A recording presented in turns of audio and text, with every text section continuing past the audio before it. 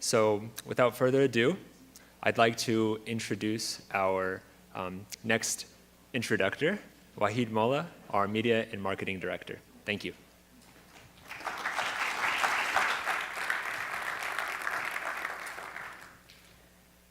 Good afternoon, everyone. My name is Wahid Mulla. I'm the Marketing Director for the GapSummit 2017 and also pre-doctoral scholar at Johns Hopkins. It is my great honor today to introduce our today's education keynote speaker, Dr. Matthias Evers. Dr. Matthias Evers is a senior partner at McKinsey Company at Hamburg office. He got his training as a molecular biochemist and bioinformatician at Ruhr University Bochum, Germany, and has also authored many peer-reviewed articles in the area of neuroscience and bioinformatics. Dr. Evers, for the last 15 years, has led projects in US, Europe, China, and India in the field of medical product companies as they take on to the challenges related to R&D, innovation, commercialization. For the very first time that I heard about Dr. Evers was during McKinsey's summer event called Insight Healthcare. A partner at McKinsey and Hopkins alum, Nicholas Donahoe, was talking about the scientific leadership at the firm. Dr. Evers' name came so immediately, and he became my idol for two reasons. First, he's passionate about science and serving patients for the betterment of their life. And second, he works for McKinsey, and along with McKinsey and Gates Foundation, it enabled me to go to school for the first time at the age of 14. It became partly the reason that I made my journey as a cattle herder in small-town India to now a pre-doctoral scholar here at Hopkins. I couldn't stand here without you, Dr. Evers, without McKinsey, our gold sponsor, and many charity organizations. With no further ado, please join me in welcoming Dr. Matthias Evers. Well, thank you. Thank you. Wow, I mean, I didn't know about that introduction, so thank you very much. I mean, first of all, so for everyone, I'm Matthias, just to be clear, and thank you for this wonderful introduction. Now, I mean, it's for sure a real pleasure and honor to speak to this group of 100 young leaders and the whole planning group, the team. I mean, we have been interacting for quite some time now over the last few years. Now, I have to say, nobody told me I'm the one speaking after lunch. So, and nobody told me it's a bit a dark room and it's after lunch. So, I mean, I will try to make it somewhat interactive. And my colleague who is running a panel afterward, we count on you. Yeah? Please do shout. I mean, please do interrupt. I mean, feel free to if there's something. I mean, there are a few places also I will try to draw on you, but let's try that at least. So secondly, I mean, a little bit a brief health warning I wanted to say. I mean, as per the introduction, I'm a scientist, so I'm not standing here as a leadership guru or management guru or something. So you can see me as a practitioner. So and actually, I mean, I was already listening to the panel before lunch because a couple of topics came up. What do you need to be successful in science? And that's really what my talk is about. Now, why don't we look at a little bit at what do you need to be successful in science? What do you see here? I said you have to help me here. What do you see here? Curiosity. Yeah? Very good. Alone in the room. Very good, very good. Some more. Equipment. I mean, they look very serious, no? Success in science is hard work and looking serious and people alone. Isn't it like in your PhDs, you sit there and you crank on and it's hard damn work? I mean, isn't that right? No, maybe. So, what do you see here? Actually, people are smiling, yeah? I mean, on the right side, that's a group from the Human Genome Sequencing Project. On the upper left, I mean, that was one of the Mars missions. So apparently somebody was very happy and successful. But hey, you have a point. I mean, so there is something actually about fun, about being yourself. There's something about collaboration. It's not necessarily the picture of the last century where it's about the equipment, the hard work, the kind of sitting in your room. However, if you think about your studies, you are still work alone, you contribute. I mean, still we are not all there in this picture. So the reality is maybe a bit in between. You are perhaps a selected group. You have already a bias recognizing how collaboration leadership is important. It's not the day-to-day reality in labs across the world. That's really what my talk is about. Now, I plan to spend some time on 3 questions, a little bit opening up the discussion a little bit. What's different? Life science in the 21st century. So, I mean, why was there such a change between the pictures? Then a little bit in terms of, can we decode success? I mean, what can you take home? My intent is really to make it somewhat practical for you. And the last one, okay, what can you do as of Monday? Or you can say as of tomorrow, but tomorrow you're still here, so maybe as of Monday.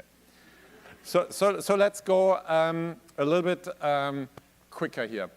So, what's different? There's this kind of abbreviation which I don't know if I like it or I hate it, but it's a relevant abbreviation, VUCA.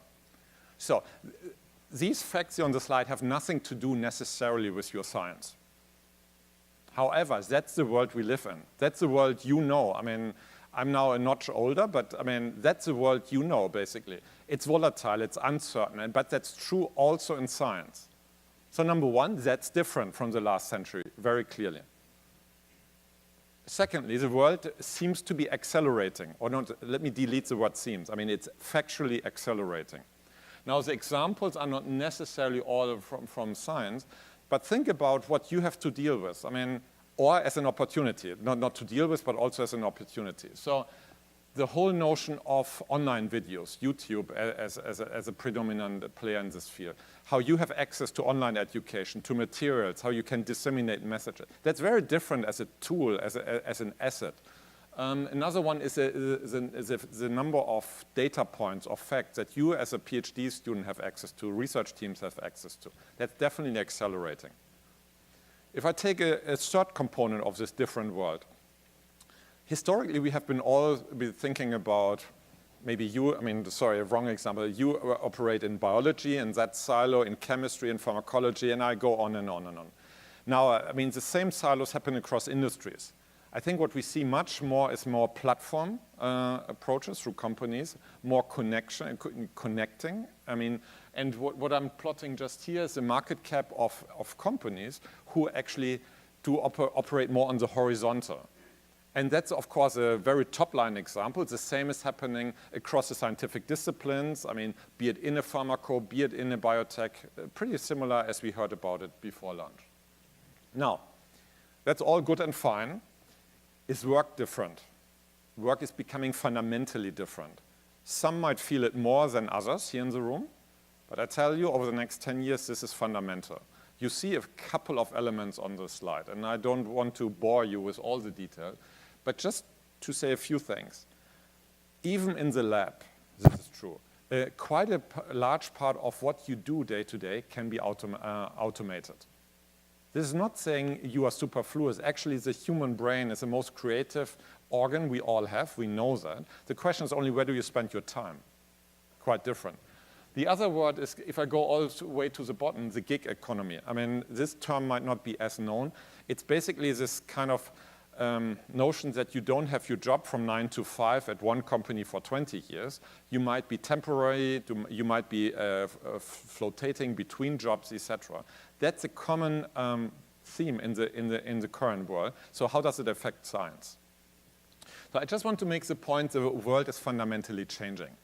And it's sometimes worth, like we did now together, 2-3 minutes, just to reflect on what's happening. And in fact, this is impacting science as well. So let me spend also 2 slides a little bit on science. I just want to make, I could pick perhaps 20 messages. I just give 2 very quick ones. So the one is this one.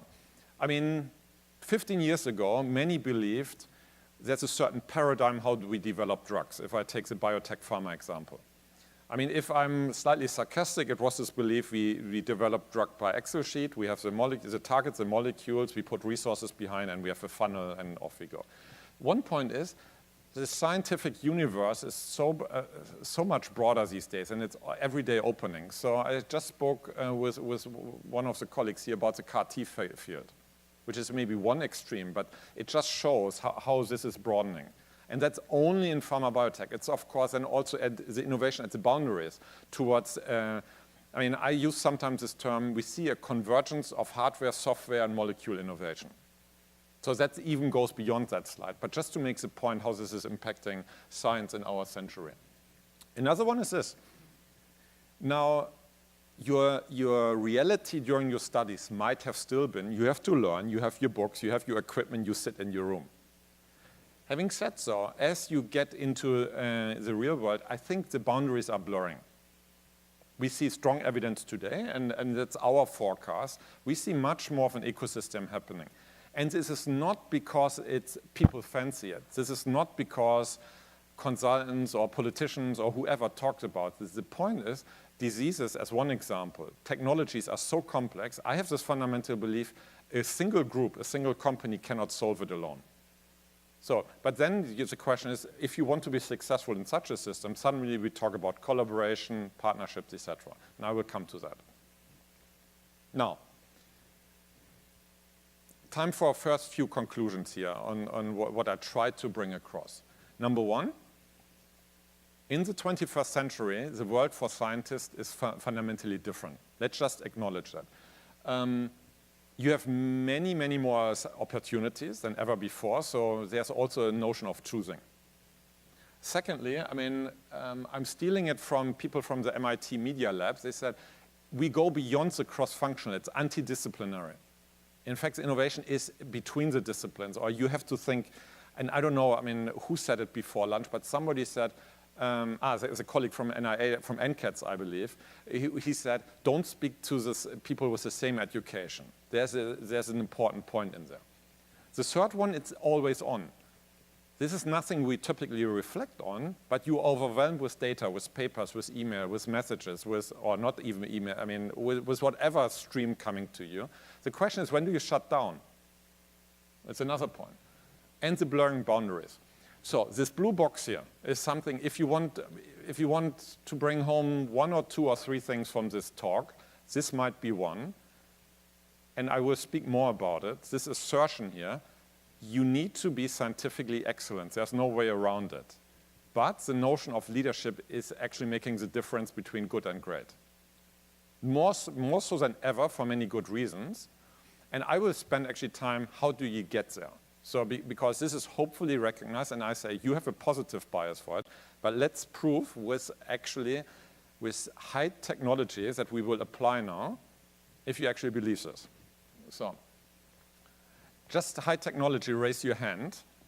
So science is about great experiment. Does leadership matter? So if it matters, please raise your hand. So if you say it does matter. I see something like quite a pretty convincing vote for yes. And I said, I mean, there is a slight bias in this group, but that's why we are here. And I think why you enjoy the GapSummit, etc. Now a second one, and please be honest. I'm really curious about this question. If you look at your career so far, how satisfied are you? How did you actually learn to become a leader in science? Be it through courses, be it through mentors, etc. So let's do this. If you are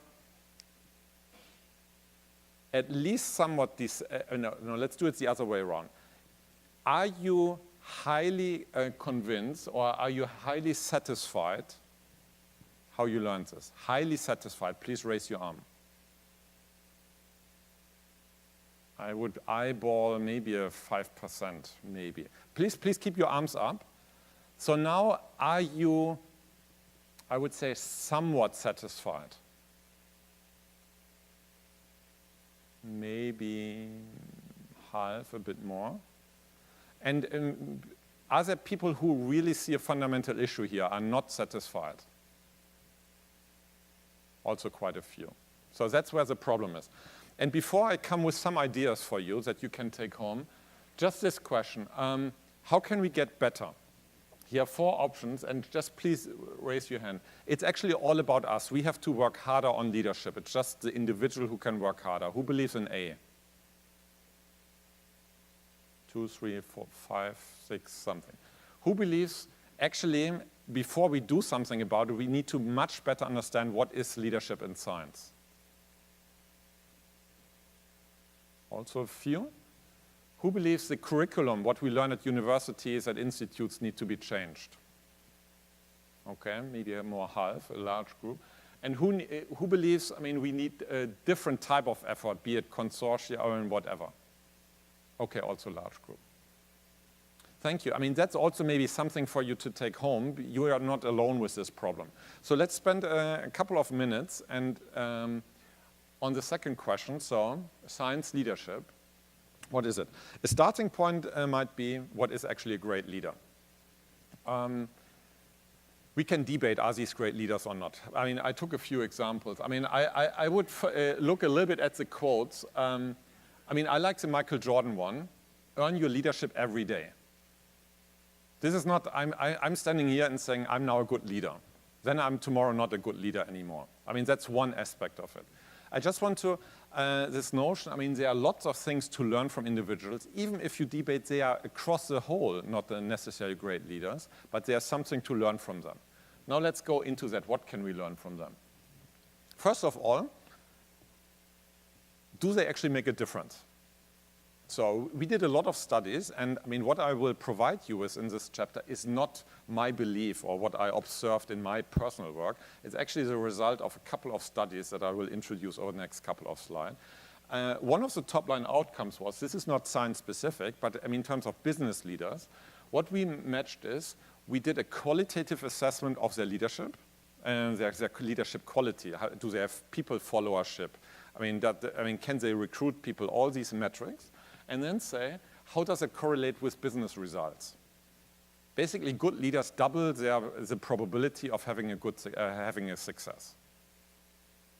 Let's think about it. How much time do you spend to become a better leader in science? And if you take this ratio, I mean, there seems to be something wrong in terms of time allocated to this topic. Second message from me. What is leading? What you see here is a little bit like the intensity of leadership and the knowledge intensity. I mean, this is a conceptual graph. There are no numbers behind it. I just, again, want to bring home a very simple message. It starts with leading self.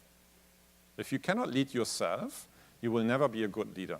That means, how do you embrace yourself? Are you happy with what you are doing? I mean, do you have a foundation as a leader, what you want to achieve?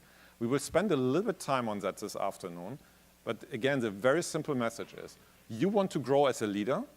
The science is pushing you to the right because most problems you cannot solve alone. But don't forget, it starts with yourself. Now, we will still come to the how, bear with me. Now, there's a flood of literature out there, right? I mean, so you listen to this McKinsey guy who was a scientist, but that's long ago, and now he's selling you a lot of books on leadership advice. Not so fast. I think there's certainly very good advice in there. I'm not disputing the relevance of leadership literature, but in our eyes, it has one problem. It usually does not link to company performance, and as you're a scientist and interested in facts, I want to make that link. Now, somebody might challenge me and say, wait, company performance is not science performance or leadership or innovation. Let's cross a bridge later, but at least there's some factional correlation with the result. So in the middle here, it's a tool we have been deploying to more than 2 million people, which is an organizational health index, which measures management practices and looks also at behaviors to make that link. So I'm not boring you now with a lot of numbers, etc., but what I'm presenting you, so basically decoding what matters at a leader is based on that study. So it's not just another management literature, it's actually making the attempt to link your behaviors to actually performance. So I do that in 2 steps so that it's very easy to remember. There are 4 things every leader should do. And leader meaning can be every person, in fact, because every person in a lab is somewhat leading something, even leading set. So it's the base, call it the baseline, whatever we call it, 4 things. And then for the situational leadership, for the institute leader, team leader, whatever, there are a number of other things. That is a little bit more complex. And of course, these materials are available, but I will just highlight a few examples. Now, this study clearly showed there are 4 elements for these baseline capabilities that make you a much better leader. Some might say, oh, no, this is obvious. The question is only, do you actually spend time and focus and reflect, are you good at this? And I would actually call out, that's often the problem. Now, while you look a little bit at the slide, which has to do with concern for people and actually offering a critical perspective, I want to burn the slide into your brain with a war story. In my consulting work, I have been working with multiple R&D organizations. And I work with one German mid-sized R&D organization and one in Basel. So you can imagine one of the Basel companies 10 years ago. The level of talent on average, I mean, it's the same from the same universities, the same people, everything's the same. One company doesn't exist anymore, one has a thriving pipeline. Why is that? I think a very large part it has to do with the quality of the leaders, because they all had scientific ideas. Yeah? But when it comes to number two, actually, do you create an environment where people live and die for working with you, with the leaders? Very different. Number four, as a leader, are you concerned about your corporate well-being? Oh, I had 20 people, now I need to budget for 25 people. I sometimes say the corporate gene kicks in, or do you actually still offer critical perspective? I mean, we had the discussion failing early. Do you actually still live that, even if you're in a corporate environment? So these are things to remember, and they have ultimately fatal or very drastic impact on the career of individuals and even on companies. So this is the basic, 4 things. Now, this is a slightly more complex element I mentioned, and I will just focus on a few examples. Now, how do you display superior leadership? Again, linked to performance. Let's start at the basic level here. Problem solve effectively is a very relevant skill. It makes a big difference. The question is, ask yourself, I mean, on your work, how good are you at that? I will be the first one to admit. I mean, now, thankfully, I mean, I was introduced as having published, so I would say I was not unsuccessful as a scientist. Nevertheless, if I, after 1 year in management, look back, I felt myself quite ineffective how I solved problems. It just, maybe this is a call out to universities to teach it actually, but also how you learn from your mentors in terms of how do you approach a problem. Problem definition, you structure it, you work with your colleagues to solve the problem, versus sitting there, again, the picture from the 20th century, sitting there alone and problem solving is just getting headaches. So effective problem solving is a big one. On the second level, I would call out strong result orientation. This might, again, for you at your age sound so obvious. Again, if you are suddenly in a company, in a large environment, if you have a family, many goals kick in. How do you retain this result orientation? It's something to call out. So I just want to bring these messages home without beating on every aspect of this leadership. Just, I think, believe me in the sense of this is linked to the study in terms of what links to performance. And there are very simple behaviors, a few behaviors that can make a relevant difference. Now, before I come to my conclusions from this part of the talk, I also want to introduce what's called here being centered. I will spend only very little time on that because we have a workshop in the later afternoon where you explore these topics a bit. Now, why do we say that? Very simple. Leadership is important in science. Staying a balanced, centered leader who is successful over a long period gets harder because of 24/7, you are always on, lots of pressure on you. It doesn't get better in the next years. And these are proven 5 areas. If you get these right, you have a balanced life and profession, and you will see also some data later on it. And I think it's just worth remembering that. If you can solve effectively problems, if you work effectively with people, and keep these areas in mind, and in particular I call out the meaning, what you stand for and what you want to achieve, that brings you success in science. Now, some of you might say, oh my God, that was quite a download after lunch, and how do I have to remember it? I try to be very simple here. Again, the take home. What is the take home? You need to be excellent. That's not good enough though, on the science side. So leadership is important. Hopefully by now you believe me or you believed before this talk. It starts with leading self. So don't just jump, oh, I need to lead this team. If you don't have yourself in order in terms of how you, basically behave yourself, how you structure yourself, etc., don't even go there. It starts with yourself. And if I think the highlights here, because that's very easy, or many people say a McKinsey consultant can only remember 2 or 3 things, so I tried to boil it down here. The 3 things: effective problem-solving leadership, how you solve a problem; inspiring, motivating others. People should love working with you and not run away from you because you are some, that's a big message. And how do you stay resilient, because the pressure will never go away. It's just continuing, so just not to say how do I reduce the pressure, but how do you stay resilient? That's my very simple message.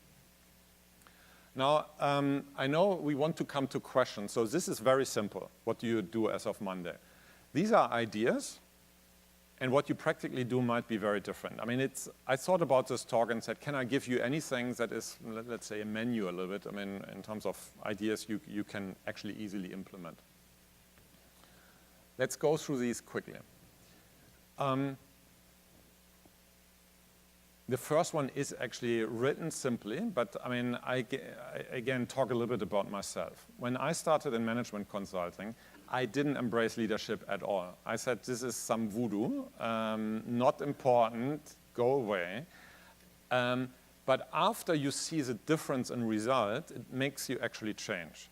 And just embracing it a bit, the impact your small actions have. If you have a team and you embrace your people, I think makes a big difference. So just recognizing it, and if it's important for you, you spend a couple of minutes a day on that. Just a couple of minutes, not the 8 hours. Yeah?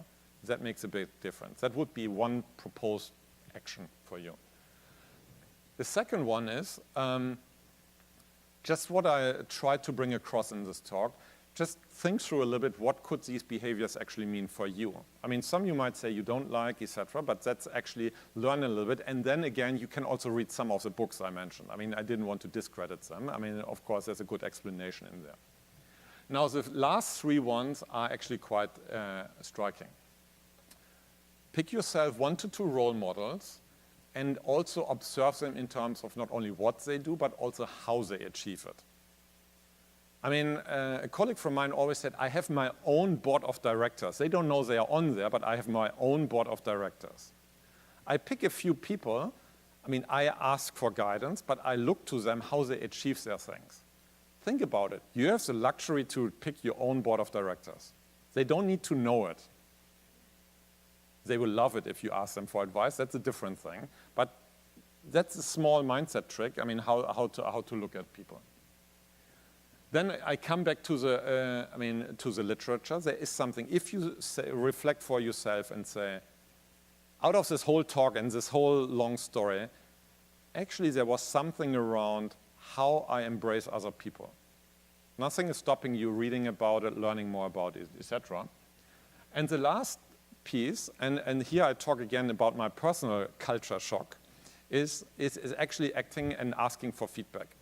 So I come out of a global lab, which was quite successful in cell adhesion, etc.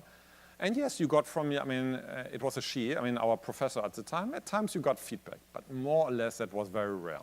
You did your things, and then you had your presentation, etc. And I know certain professors, etc. are different. But if you operate for a while in an environment where actually you get daily feedback, that is first a shock, but you also recognize the value in terms of learning this. Now, institutionally, we will wait another 100 years before across universities, labs, etc., that is happening, but you can start. So again, these are a few ideas, and let me stop on a more partly funny note. It's partly a funny note. So, what I say here is my honest conviction about this topic. It's my honest conviction. I'm not standing here because we as a firm want to give a nice talk. This makes a hell of a difference in terms of performance and for your careers. So listening to that and saying, I go to the gym, but maybe not really, doesn't make a difference. So I would just encourage you, pick a few topics here that you can bring home. But with that, really, let's come to questions.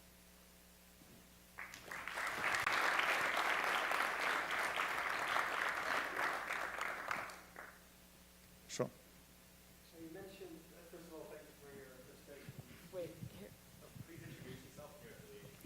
My name is Oliver Nijhuis. I'm from AstraZeneca at the Global Operations Graduate Program. Thank you for your presentation. You're welcome. You mentioned picking your own sort of board of directors. Do you have any advice on how to pick those? I mean, we come across many leaders within AstraZeneca. There are many leaders, but how do you define which is the right one for you? It's a very good question, and I don't know if I have a recipe for that. I mean, let me try a few things. I mean, number one is, I think I have to start with that. This person, I mean, somehow it's a gut feel a little bit. I mean, you just know, I mean, these people, I mean, there is a bit of gut feel. So if I don't like that person, I don't want to have this person on my board of directors. So there's a bit of gut feel. The second one is, whenever I wonder, how do these people achieve it? So here's maybe one example which is slightly even contradicting my gut feel element. So I have now colleagues, I mean, which are in senior partner roles, which are de facto peers of me. And to some extent I feel, wow, these colleagues, the ideas are not so great. But still the results are outstanding. So what's happening there? How are they achieving? So there seems to be a disconnect. And sometimes you might say this person is very good on PR and the communication or whatever it is. So that was my point.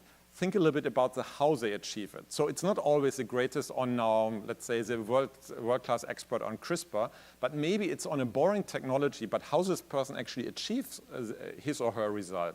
And digging into that, that can be very interesting.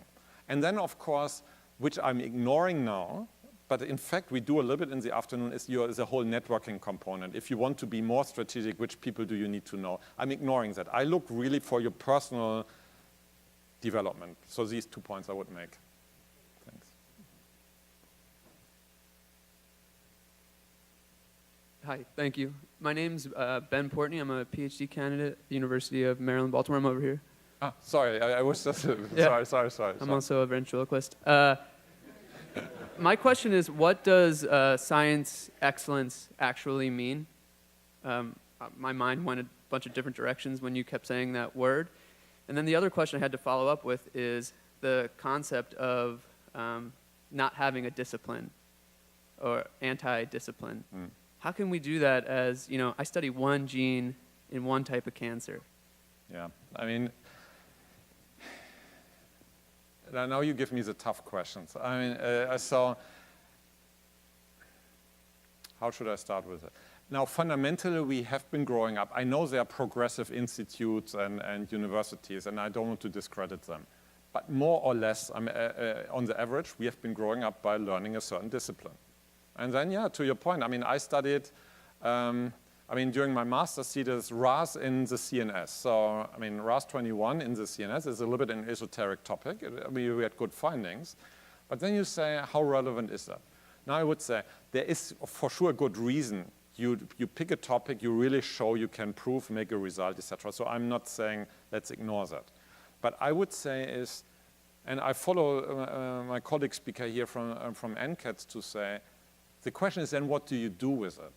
If you believe the innovation is happening in the interfaces, because during your master's or PhD thesis, do you speak only with the colleagues in your lab? Or, I mean, I, at the time, was too stupid for it, but I could have spoken with people who work on microfluidics or on the medtech side. Or, I mean, if you embrace that, nobody will stop you, because ultimately your seniors, I mean, like new ideas. So I know I put a little bit more on you than on the institution. I mean, fundamentally, I mean, if you would be institutional people, I would tell them also help students and PhDs, but that's more on the antidisciplinary, just embracing it. On your first question, scientific excellence, I'm just making the point, I don't have a grade or a definition for it. I'm just saying I would broadly define it as content excellence. I mean, that's something we all grew up with. You get your grades, you achieve your publication, you achieve your business results.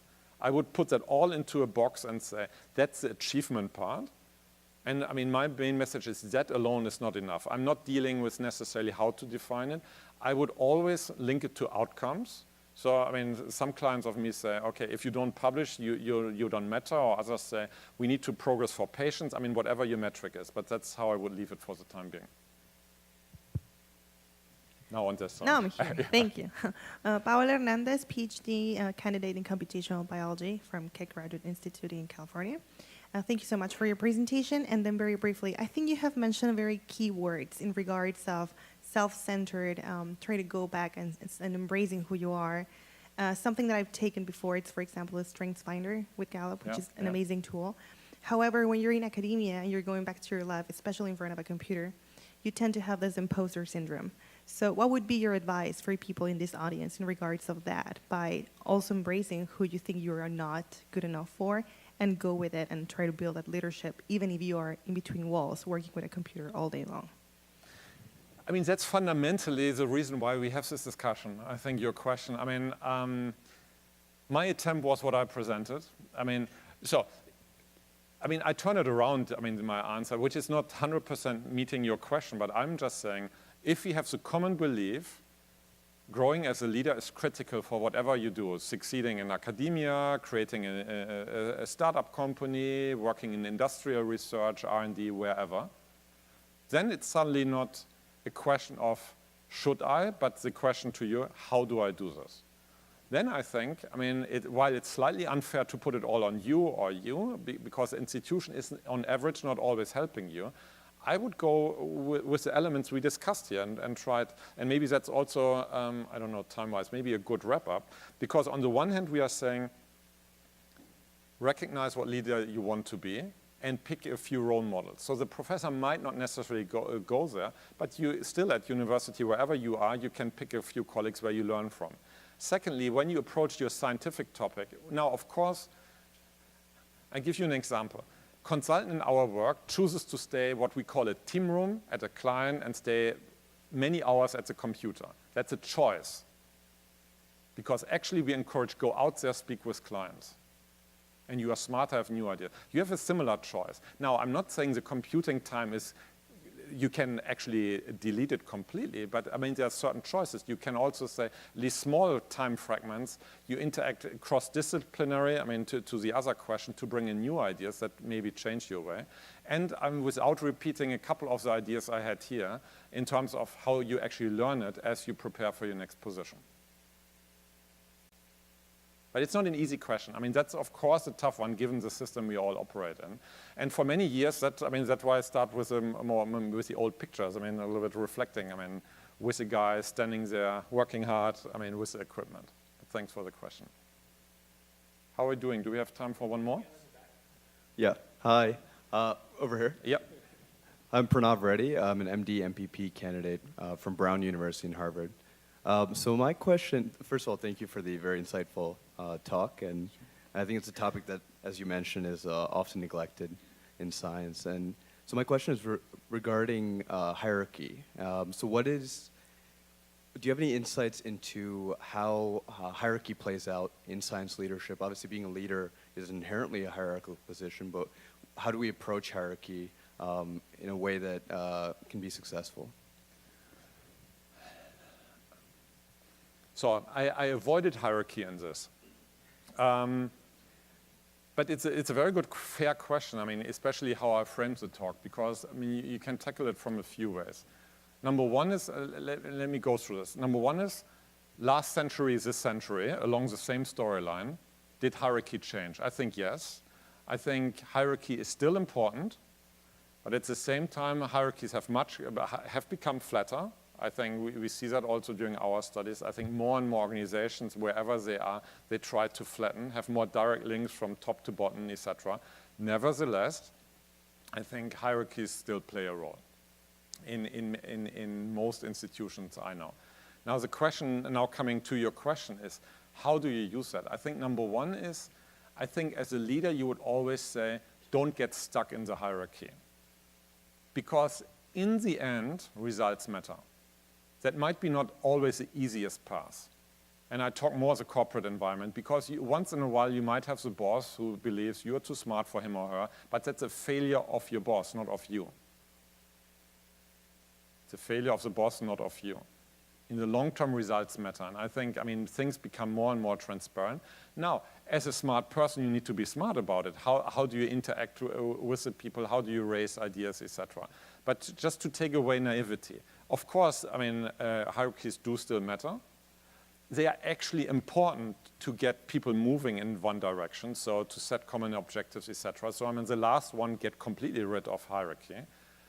But I mean, believe in this one point, results matter in the end, so be a little bit smart about it. That does not mean if you work in a corporation and tomorrow you run to the CEO and say, the 5 levels below you are crap and believe me. That's not what I'm saying. But I mean, this notion of embracing leadership acumen that people want to see and the focus on results that I would highlight. Wow, what a great talk, isn't it? So it reminded me Mahatma Gandhi's quote, and I would end with that. So he said, I suppose leadership at one time meant muscles, but now today it means getting along with the people.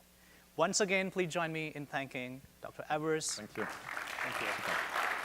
That was very kind. Thank you.